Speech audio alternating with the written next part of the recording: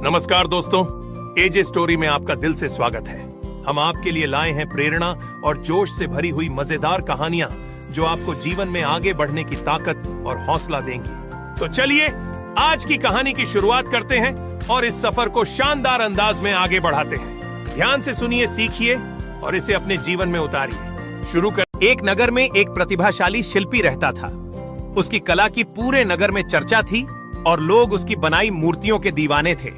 एक दिन वह किसी काम से नगर से बाहर निकला और चलते चलते एक घने जंगल में पहुंच गया।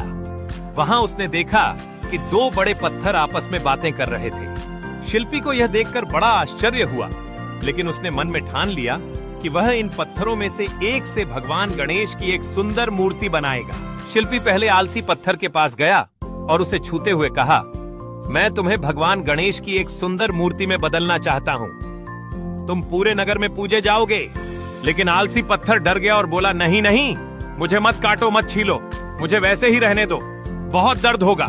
शिल्पी मुस्कुराया और बोला, ठीक है, यदि तुम तैयार नहीं हो तो मैं किसी और पत्थर को चुन लेता हूँ। शिल्पी ने उसे अपने साथ ले लिया और घंटों मेहनत से उस पर काम किया। इसके बाद शिल्पी मेहनती पत्थर के पास गया और वही बात दोहराई। मेहनती पत्थर ने कुछ सोचा और फिर बोला, यदि मेरी मेहनत और सहनशीलता से मैं भगवान की मूर्ति बन सकता हूँ तो मैं खुशी खुशी यह कष्ट सहन करूंगा। कई दिनों की कठिनाई और दर्द सहने के बाद वह साधारण पत्थर एक सुंदर भगवान गणेश की मूर्ति में बदल गया। अब वह पत्थर न केवल एक मूर्ति बन चुका था, बल्कि पूरे नगर में पूजा जाने लगा। लोगों ने उसकी पूजा की और उसकी महानता की प्रशंसा की, जिससे मेहनती पत्थर की मेहनत का फल और भी मीठा हो गया। तभी मंदिर में एक और जरूरत पड़ी। नारियल तोड़ने के लिए एक मजबूत पत्थर की आवश्यकता थी। शिल्पी ने कहा, वहां जंगल में एक बड़ा पत्थर है जो इस काम के लिए उपयुक्त रहेगा। नगरवासियों ने वह पत्थर उठाकर मंदिर ले आए और उसे नारियल तोड़ने के लिए उपयोग में लेने लगे। यह वही आलसी पत्थर था जिसने पहले मूर्ति बनने से इनकार कर दिया था। अब हर दिन उसके ऊपर नारियल फोड़े जाते और उसे दर्द सहना पड़ता। एक दिन उसने मूर्ति से कहा, तुम्हें कितना अच्छा स्थान मिला। सब तुम्हारी पूजा कर रहे हैं और मुझे हर दिन चोट मिल रही है। ऐसा क्यों? मूर्ति मुस्कुराई और बोली, अगर तुमने उस दिन थोड़ा दर्द सह लिया होता तो आज मेरी जगह पर तुम होते। इस सुनहरे अवसर को गंवाने के बाद पत्थर ने अपनी स्थिति पर विचार किया और उसने सच्ची समझ हासिल की कि दर्द सहना कभी कभी महानता का रास्ता होता है।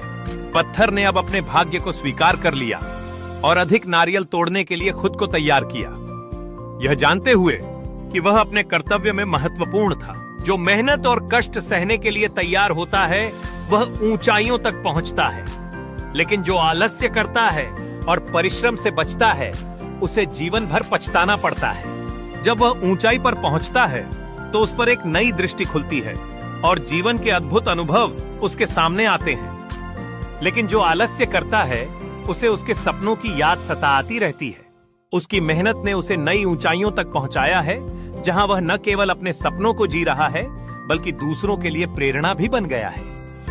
जबकि उसके साथी जो आलसी थे अब सिर्फ ख्वाबों में जी रहे हैं। उनकी मुस्कानें यह दिखाती हैं कि कठिनाइयों का सामना करना कितना फायदेमंद होता है और वे जानते हैं कि कड़ी मेहनत का फल मीठा होता है। दूसरी ओर आलसी युवा जो सपनों के पीछे रह गया है अब पछतावे की भावना से भर गया है। यह तस्वीरें एक बात को साफ बताती हैं कि जो मेहनत और धैर्य से काम करता है वह न केवल ऊंचाइयों को छूता है बल्कि जीवन के असली आनंद को भी महसूस करता है। जबकि आलस्य भोगने वाला व्यक्ति जीवन की खुशी से वंचित रह जाता है। अगर हमारी कहानी आपको पसंद आई हो तो कृपया लाइक करें, शेयर करें और हमारे चैनल को सब्सक्राइब करें।